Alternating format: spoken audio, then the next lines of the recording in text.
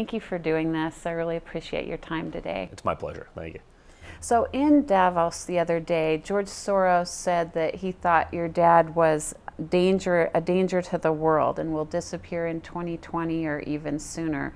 What did you think of George Soros? Well, I'd say many would say the same about George Soros. I mean, I don't know that anyone has spent more money actively, combating the democratic process and fighting that. I mean, he spent more money lobbying against anything that my father's done than he has probably in history, on other things.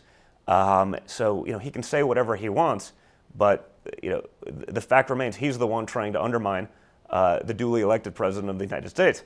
If George wants to run, he should. Maybe step in the ring. Don't just fund it with billions from the side. And we all know how he made that money. So, I don't know that anyone should be listening to George Soros. What do you think about the left's efforts to frame your dad and anyone who supports your dad as a hater, as a racist, as a fascist? This is a cultural phenomenon, and there's fear spreading across the country of being able to say what you really believe. Well, I think it's terrible for a couple of reasons. I said this on the campaign trail when it was so obvious. That was sort of the game plan. We're going to smear you with racist, fascist, whatever. The real problem is those things exist. Certainly racism exists. But if it's your response to any argument you can't win, you actually do a real disservice to those people actually afflicted by it, to those people who are actually oppressed and hurt by real racism, by real sexism. So if you use it every time, what really happens is, and in the real world what really happens is people hear it, they roll their eyes, and they move on. Because they realize it's nonsense in this case. The problem is when people who are actually affected by it say it doesn't matter anymore. It's lost its effect because it's been numbing to people. You can only overplay your hand so many times before people start calling your bluff. So it's actually doing nothing on the positive side of being able to promote that as a real issue. And what it's doing on the other side is it's hurting those that are actually afflicted by it. So it's been terrible to watch because I know him. I've seen him my whole life. I've seen the things he's done. It's amazing. All the rappers, all his African-American friends, from Jesse Jackson to Al Sharpton. I have pictures with them the whole life. We say, hi, I've always been friends. It was only till he got into politics that all of a sudden, he's the most terrible human being. I don't know. He wasn't so terrible a couple years ago when you're at his events. It wasn't so terrible then when you're hitting him up for charity dollars and he's sponsoring things and sponsoring scholarships and doing X, Y, Z for you guys. That wasn't a problem. But now all of a sudden, you're a conservative, so we must take this stance. Again, it's another backfire. You can only do so much before people start to see through the nonsense.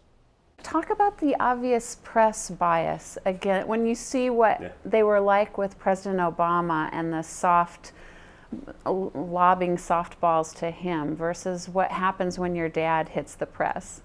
The media and the mainstream media has become so dishonest, so flagrant. I mean, the best part, I really enjoyed watching the best 90 minutes of television I've ever seen. It was 10 days ago during the health report when they're questioning the rear admiral who happened to be appointed by Obama, who gave my father his physical. And they went on for, I think it was 94 minutes, just trying. Okay, you just said he's really, really healthy, but, I felt like I was watching Dumb and Dumber. It's like, 1 in a million, so you're saying there's a chance. They're just trying to latch on to anything to be able to attack him. No one questioned Obama about his smoking, about this, about whatever it may be. Drug use. Well, I don't know if he was doing that then, but certainly he was a smoker, which has as much, a contributing, is as much a contributing factor to heart disease and these sort of things. But why? It wasn't because he's a tall, skinny guy with no muscle mass. Like, that's also not so healthy. So, you watch these things, and again, I think real people see right through it, and I guess that's all that matters.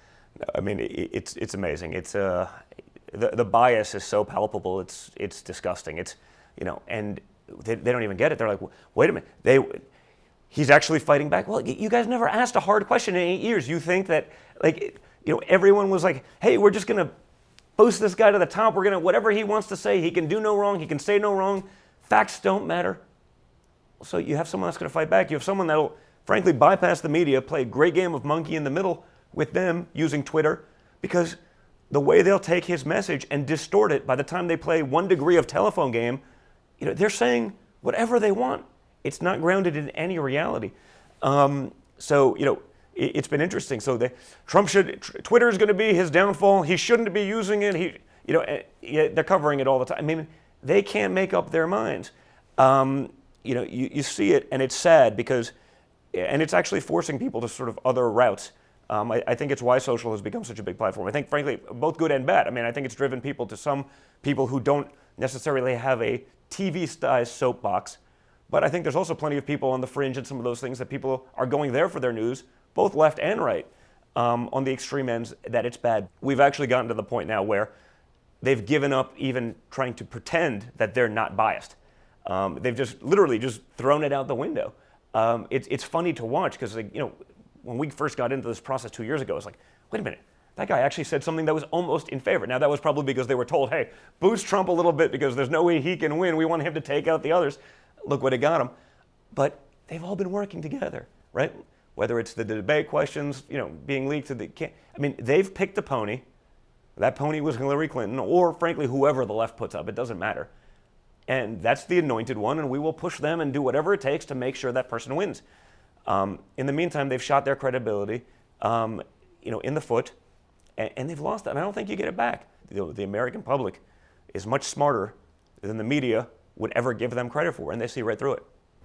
So talk about what's going on and why your dad connected with the real American people. And he has that wingspan of being able to be with the successful and the mainstream America.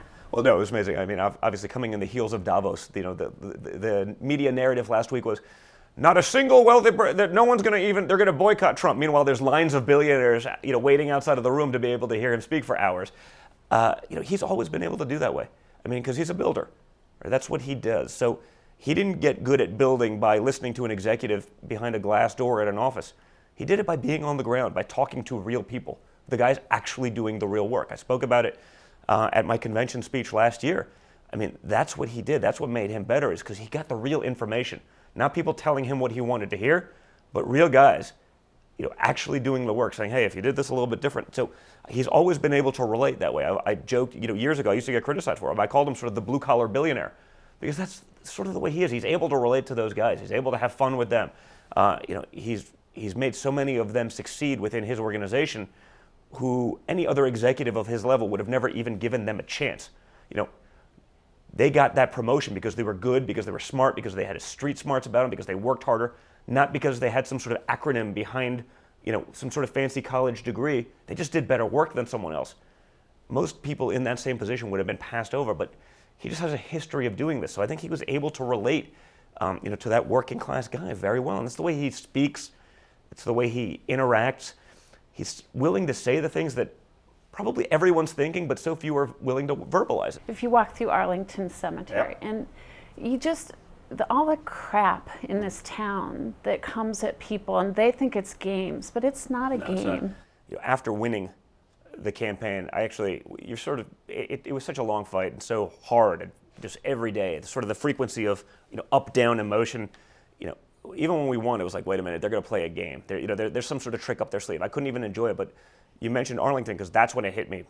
2 months later, going to the wreath-laying ceremony at Arlington, the magnitude and the gravity of everything that had just transpired, and sort of it was emotionally overwhelming. And I think, for the American people, I think they get it. They see it. And I said it, they see someone fighting for them. Now, we are fighting hamstrung. We are fighting with one arm tied behind our back, not because that's the way we fight, but because there are a lot more forces making it a lot harder for us. But what I know about my father is that he is a fighter. He doesn't quit. He doesn't give up. Everyone saw that on the campaign trail. Okay? He outworked them to death. If she did one event, 2 events a day, 2 events a day was a major feat. He was doing 5, 6, 7 events in a day, not including everything in between, but full-time speeches. They see his energy. They see his passion. He is the last person in this country that needed this job. He didn't need to do this. He wanted to do this because he's seen it. He's seen it firsthand. He's been the recipient from both sides in the request. He understands exactly how this system works. And he wants to fix it because he realizes that it's been broken. We've gone down the wrong path for way too long. And he's the guy that can right that ship. So, I do see it. I mean, I see it with The people who supported us are still 100% there, but more importantly, the people who weren't sure. They weren't sure because maybe they didn't like the way he verbalized something, or they didn't like perhaps the approach. You know what? But in the end, Americans are results driven. And you know what? Sometimes, you'd love to be able to sweet talk something, but sometimes you actually have to break out the sledgehammer and sort of push it through and make sure you hit hard so people get it. And we have to do that because we're not on equal footing. We're not on equal ground because we can't get our message out the same way. It'll be manipulated, it'll be shredded, we won't have that same benefit of the doubt. Obama could say and do anything, and it didn't matter. They would take the message and be like, hey, give us the talkers and it's perfect. He didn't have to do anything. We have to work a lot harder to get, even remotely close to the same. But again, he's been able to do that, and the results are going to speak for themselves. The results are speaking for themselves in the economy. The results are speaking for themselves in the unemployment numbers. Certainly, amongst minorities, people are going to get it, and people vote with their heads in the end. They're going to vote with, what has happened here? Any other president, he was a Democratic president, again, unprecedented. This has never been done before. Hey, some of the big, conservative, never Trump organizations are saying, hey, by the numbers, he's doing better than Reagan in year one. I mean, that's pretty impressive when you think about coming from no political, actual political experience, to be able to take on that challenge, to be able to step in there and do that. That's part of why they're fighting so hard against us. They don't want others to think, wait a minute, I don't have to be born into this system and raised through it and, be tied in with the lobbyists and all the groups that have made billions, on the backs of hardworking Americans around the D.C. area. I mean, he's been able to do that for real American people. I remember, 4 or 5 years ago when Obama, there was a $40 rebate that people were going to get. That was a big deal. But today, when companies are giving thousands of dollars of bonuses, it's petty cash, according to Nancy Pelosi and Debbie Wasserman Schultz. It's only petty cash compared to the money that they paid their IT people before they had to flee the country, right? That's the difference. That double standard can no longer fly, and it doesn't. But it only doesn't fly because this is the first time we've had someone in conservative leadership who will actually call them out, who will actually fight back and not just take it on the chin and turn around and walk away head hunched over. You have someone who has the guts to fight back. And that's what he is. He's a counterpuncher. He'll get along with everyone. But you're not going to walk all over him without a fight. And people have seen that, and they've learned it the hard way. We have the chance to really drain the swamp. And the swamp has teeth. They will fight back. They will not make it easy. They have made a lot of money and very good livings, pretending that this is rocket science, that you need them, that this is all that complicated. But in all it really is, it's a big friend network. Everyone worked for someone else at one point in time, and everyone's made a lot of money through the system, and everyone passes around. The only people that are totally forgotten about are their constituents, their workers, right? Someone goes from Senate, they become a lobbyist, they go back, they make a little money, they have a lot of money. It's why the DC zip codes are the richest in the country. They don't produce anything, they don't make anything. All they do is peddle influence. Okay? We saw it with the Clintons and the Clinton Foundation. That's where we're different. That's where we're different. He's doing this not because he has to. Okay, look at his administration. Look at his cabinet. Okay, the prior administration, every cabinet head, that was the best job that person ever had. For this cabinet, these are people stepping out from making hundreds of millions of dollars, running industry to take on the headache that's going to come with the attacks that they're going to face. I mean, this is, in many respects, the worst job they've ever had. And yet they want to do it because they believe in him, they believe in the message, and they know they can actually make a difference, that they can impart all this change that we hear about every election cycle, where we're going to do it differently. There's never been any change. It's all the same. My father's the first change that's happened to government in a long time. And that's why all these people went all in, assuming he wasn't going to win. Because how could someone from the outside ever break into our little system, our little cabal? He did it. And he's going to make a big difference for those people and for everyone in this country. And it's really important. And as the father of 5 young kids, it means a lot to me to be able to see it, because it means they'll have a chance to see the America that I grew up in. And I think that's important. And I think we're losing it fast if we don't keep focusing on this.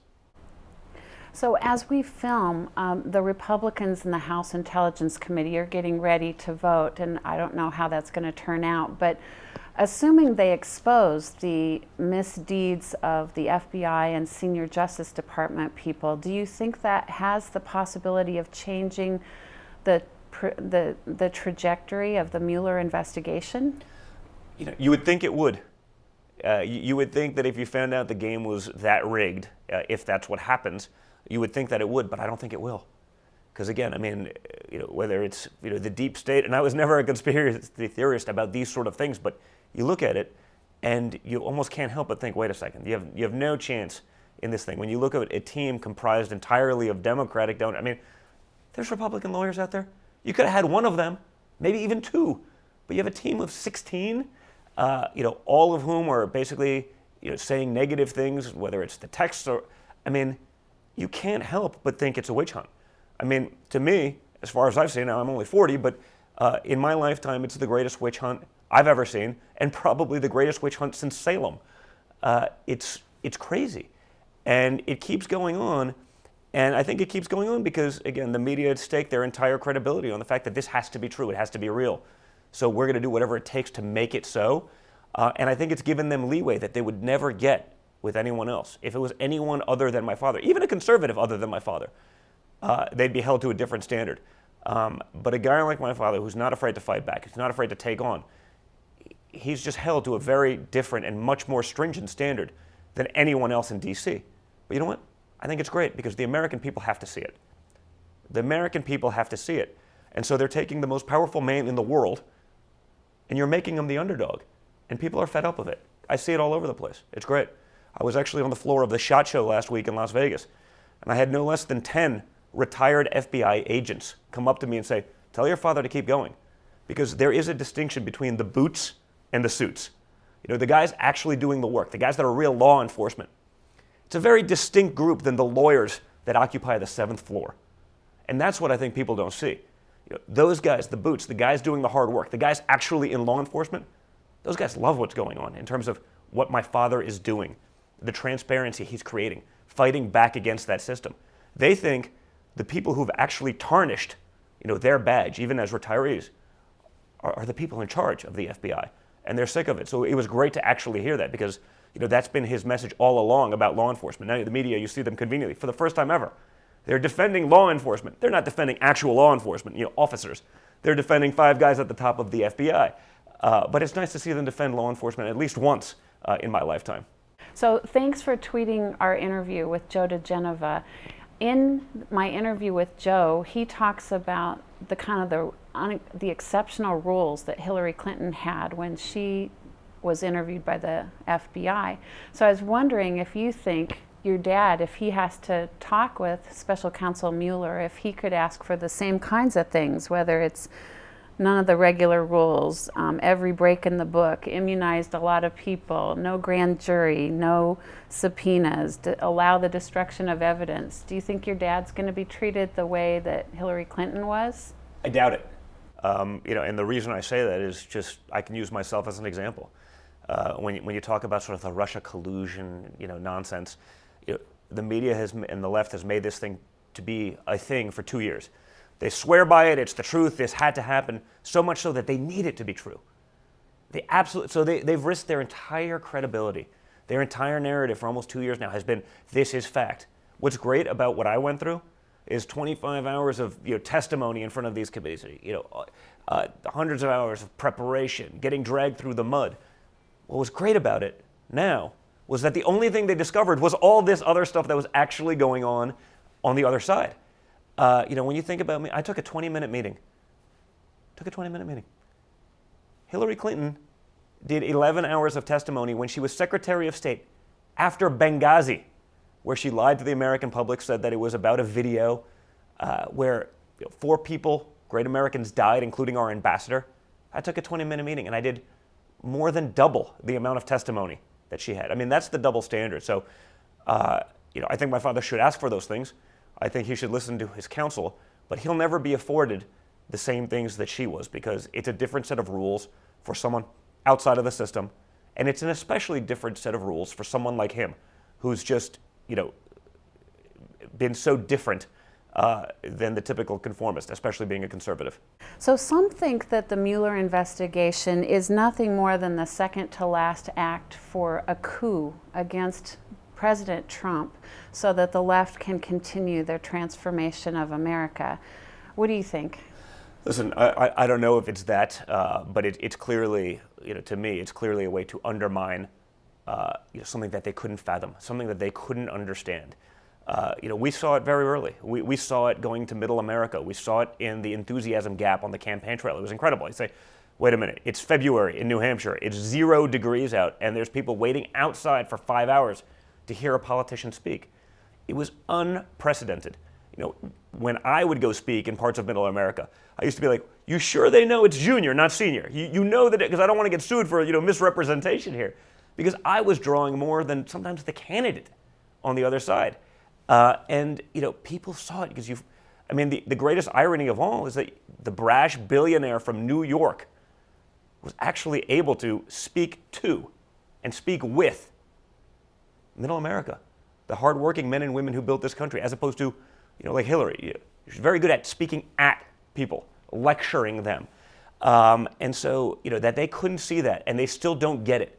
They still don't know how it could have happened, that they have to come up with every possible, crazy theory as to how, Donald Trump was able to beat the anointed one.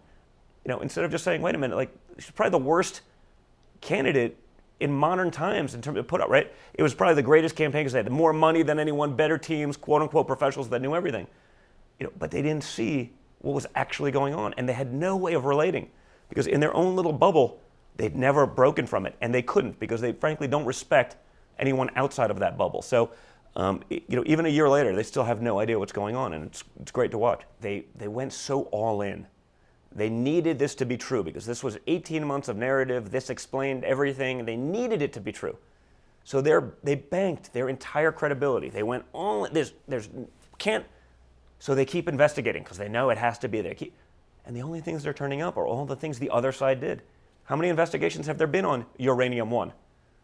Bill's speaking, all of these, incredible coincidences, that we keep hearing about and reading about. So what's been great about, despite, millions in legal fees, thousands of wasted hours, all this stuff that we've had to put up with, what's been great is the only thing they've discovered is what they were actually doing. And it's, there's a great element, little vengeful perhaps, but, there's a great element. I go home and I just sit there and watch this stuff and I'm laughing about it because all they had to do was accept the results. They could have moved on, but now you're actually uncovering what appear to be some pretty serious plots that would never fly in this country before the prior administration essentially, seemingly, weaponized the FBI and the DOJ against the duly elected president of this country.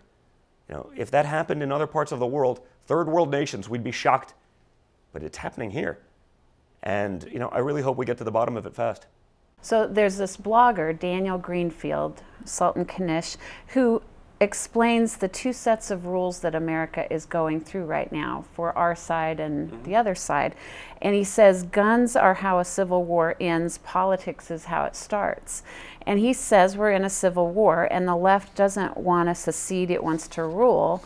And he talks about how the left decides which authority based on where they have power. So Republicans win a presidential election and it's not legitimate and it's to be resisted. It rejects the judicial authority when its decisions don't accord with its agenda. It rejects the legislative authority when it's not controlling the outcome. Under Obama, they were for total executive authority. Now the left is for states determining whether they're going to decide on what laws to present. So what do you think of this idea that we're in a civil war that this guy is talking about? I think there certainly is. There's an attack on free speech. There's an attack on the Second Amendment. There's basic tenets of our Constitution.